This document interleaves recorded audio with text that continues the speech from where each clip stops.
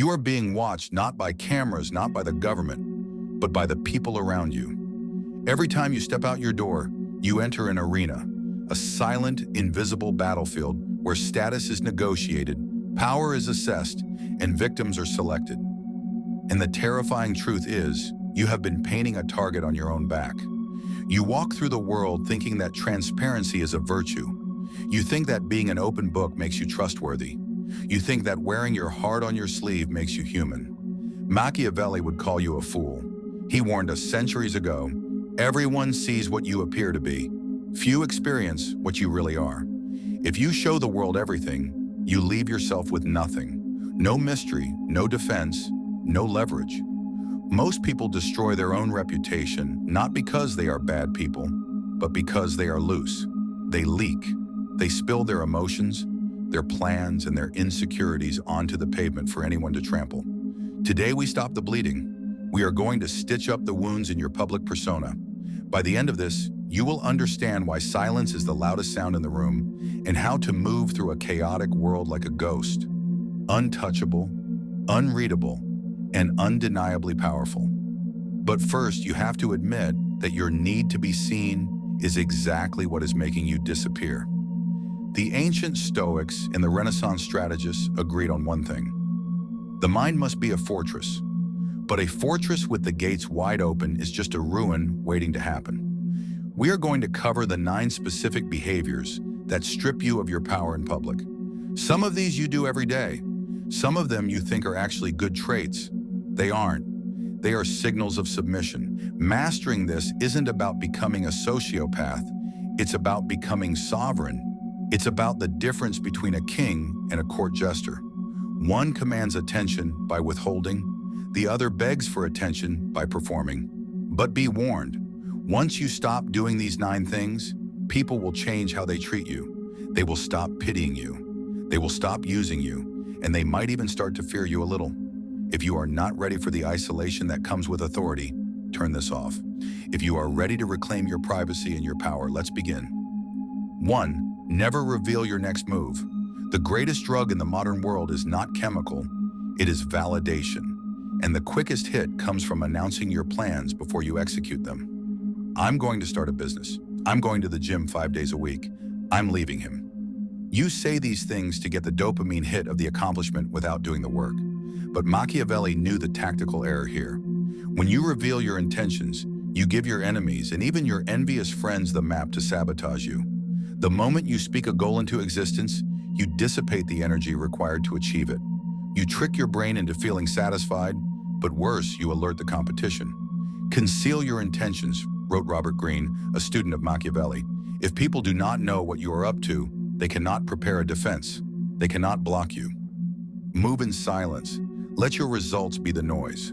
There is a terrifying power in the person who disappears for 6 months and returns with a new empire, a new physique, a new life. No announcements, no watch this space, just execution. When you broadcast your moves, you are asking for permission. You are asking for the tribe to nod and say, yes, that is good. Stop asking. A lion does not roar before it stalks. It roars after the kill. If you want to be taken seriously, keep your mouth shut and your work ethic high. Let them speculate. Let them gossip about what you might be doing. Their imagination will always paint a picture far more impressive than your reality. The mystery of potential is your greatest asset. Do not squander it for a cheap round of applause at a dinner party. 2. Never complain about your problems. This is the most common weakness in human behavior. Complaining. I'm so tired. My boss is an idiot. The economy is rigged. Listen closely. Nobody cares.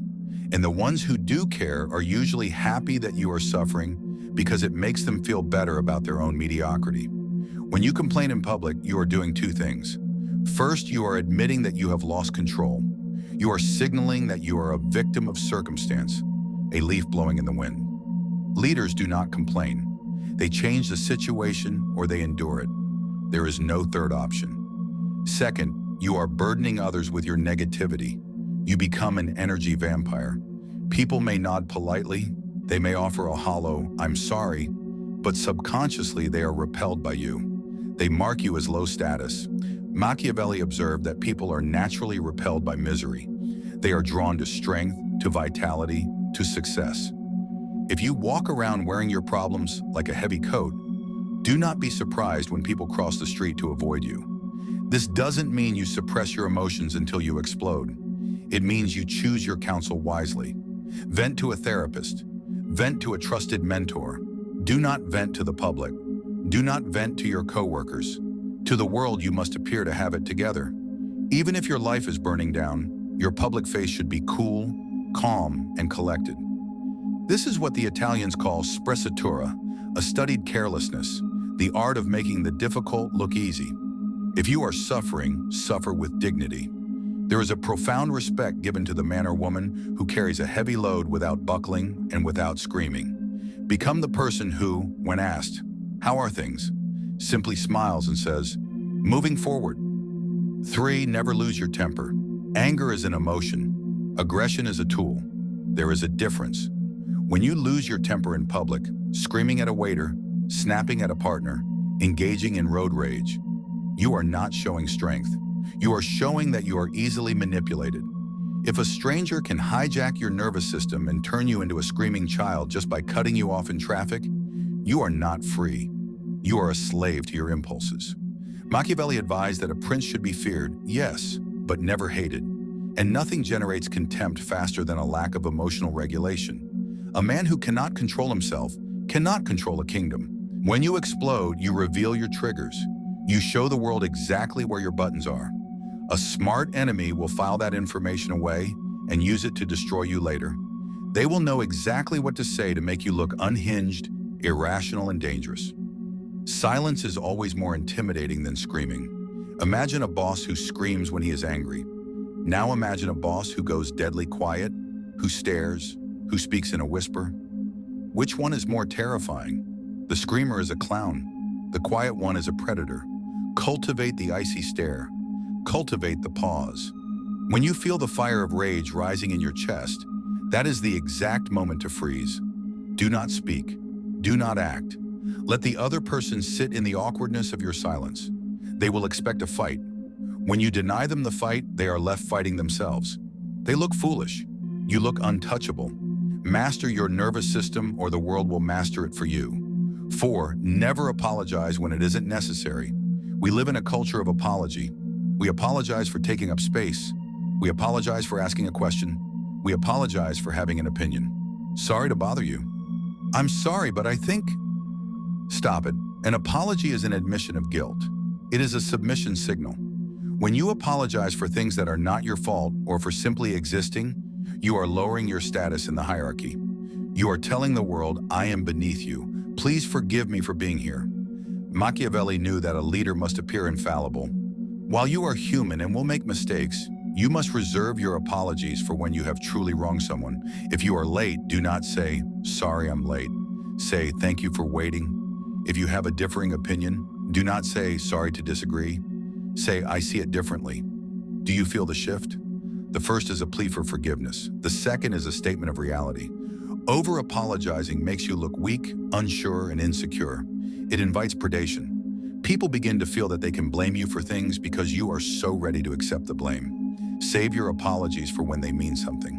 When you have truly broken a promise or caused harm, apologize once, sincerely, and fix it. Never repeat it. But for the day-to-day friction of life, stand your ground. Occupy your space. You do not need permission to exist. 5. Never reveal your financial situation, high or low.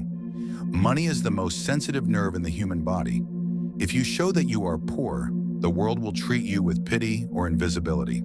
Poverty in the eyes of the Machiavellian world is a sin. It implies a lack of capability, a lack of favor. People distance themselves from failure because they fear it is contagious. If you show that you are rich, you invite envy.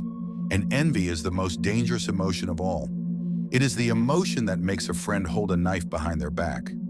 There is no vice that so covers a man with shame as to be found wanting. But there is no danger greater than outshining the master. If you flash your wealth, the watches, the cars, the receipts, you are not impressing people. You are humiliating them. You are reminding them of what they do not have. And eventually they will hate you for it. They will try to take it from you either through theft, lawsuits, or social destruction. True wealth whispers. It is found in the quality of the fabric, not the size of the logo. Keep your finances a black box. Let them guess. If you are struggling, look clean, sharp, and organized. Do not look poor. Look like you are in a temporary tactical retreat. If you are winning, look comfortable. Do not look like a lottery winner. The goal is to be financially ambiguous. You want people to assume you are doing well, but never know exactly how well. This protects you from the parasites who want a loan and the predators who want your spot. Your bank account is a weapon. Keep it holstered until you need to use it. 6. Never gossip or talk badly about others. Great minds discuss ideas. Average minds discuss events. Small minds discuss people. Gossip is the currency of the weak. It is a bonding mechanism for people who have nothing of value to offer. When you gossip, you may feel like you are building a connection with the listener, but you are actually destroying your own reputation. Think about it. When someone comes to you and spills the secrets of a mutual friend, what is your immediate thought? If they are talking to me about them, they will talk to them about me. You immediately distrust the gossiper. Machiavelli warned that a prince must avoid being hated or despised. Being a busybody, a spreader of rumors, makes you despised. It makes you look petty, bored, and malicious. Furthermore, information is power. When you gossip, you are giving away information for free. You are leaking leverage. A strategic mind listens to gossip but never contributes to it. Be the black hole of information. Let people tell you everything. Nod, listen, gather the data, and then say nothing. This makes you terrifyingly powerful. People will know that you know their secrets, but they will not know if you have told anyone. That uncertainty gives you control over them. Never speak ill of your enemies in public. It makes you look obsessed and bitter. If you must destroy an enemy, do it through action, not through words. Do it so silently that they don't even know it was you. To speak bad words is to show that they have hurt you. To speak nothing is to show that they are beneath your notice. 7. Never explain your philosophy. Waste no more time arguing what a good man should be. Be one. Marcus Aurelius. There is a tendency, especially when we are working on ourselves, to want to preach. We find a new diet, a new religion, a new political stance, or a new philosophy like Stoicism or Machiavellianism. And we want to tell everyone at the dinner table. We want to convert them. We want to prove we are right. Do not do this. First, it is annoying. Nobody wants to be lectured. Second, and more importantly, it makes you a hypocrite. The moment you announce your moral code, I never lie. I always wake up at 5 a.m. I am a vegan. The world will watch you like a hawk waiting for you to slip, and you will slip. And when you do, they will point and laugh and call you a fraud. By verbalizing your standards, you create a trap for yourself. You give people a yardstick to beat you with. Machiavelli advises to appear religious, faithful, and humane, but to be flexible in reality. If you rigidly announce your code, you lose your flexibility. Live your philosophy, embody it. Let people ask, why are you so calm? Why are you so disciplined? Then, and only then, do you give them a glimpse. Your actions should be so loud that your words are unnecessary. The strongest argument for your way of life is your life itself, not your explanation of it. 8. Never seek approval or validation. This is the root of all the other sins. The deep, gnawing hunger to be told, good boy, good girl. We are trained from childhood to seek the approval of authority figures, parents, teachers, bosses, gods. We perform tricks for treats, but if you want to be a sovereign adult, you must kill this instinct. When you seek approval in public by fishing for compliments, by checking to see if people are laughing at your jokes, by changing your opinion to match the group, you are handing over your leash. You are saying, my self-worth is in your hands. Please be gentle. Contained. He listens to advisors, yes, but the final decision is his alone. He does not look to the court for permission. When you stop trying to impress people, a strange thing happens. They start trying to impress you. Validation is a dynamic of high status and low status. The person engaging in the behavior is low status.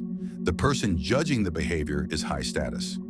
When you ask for approval, you are permanently assigning yourself the lower rank.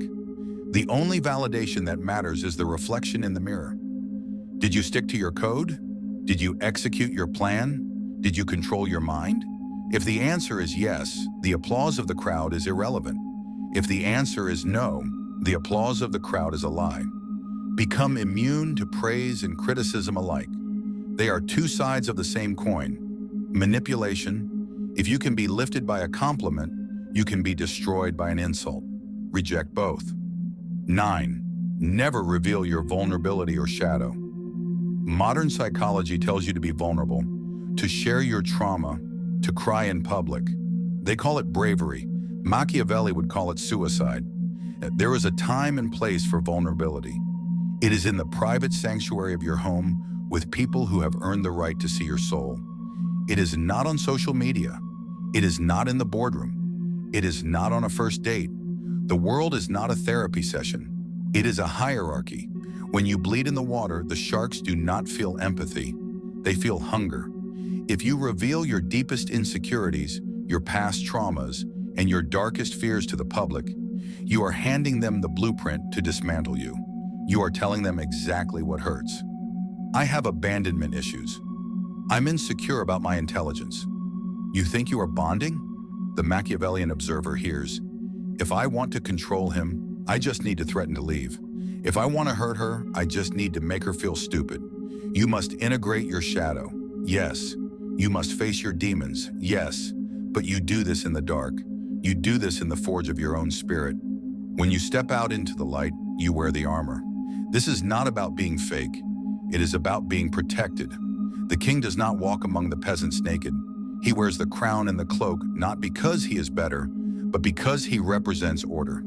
If you want to lead, if you want to be respected, you must appear to be whole. You cannot lead others out of the storm if you are drowning in your own puddle. Keep your wounds covered until they have become scars. Then you can show the scar as a lesson, not the wound as a plea for help. If you stop doing these 9 things, you will feel a vacuum form around you. You will speak less, you will complain less, you will explain less. At first, people will ask, "Is everything okay? You're so quiet."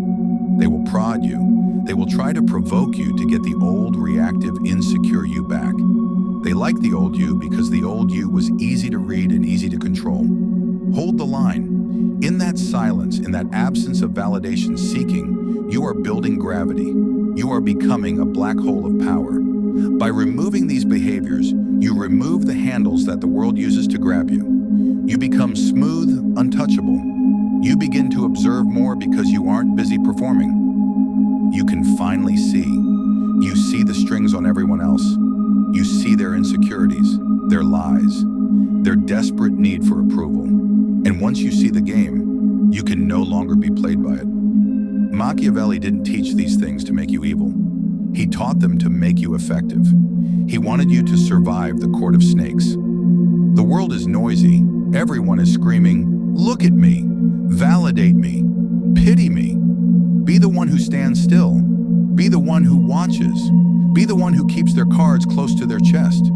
But this brings us to a dangerous realization. Once you seal up the leaks in your public persona, once you stop giving the world access to your mind, you are going to be left alone with your thoughts. And for most people, that is terrifying, because when the noise stops, the internal voices start. You have learned how to shield yourself from the outside world.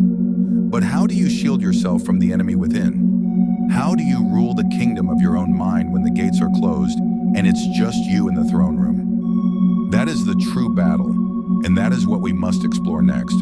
Subscribe, because a fortress is useless if the king is mad.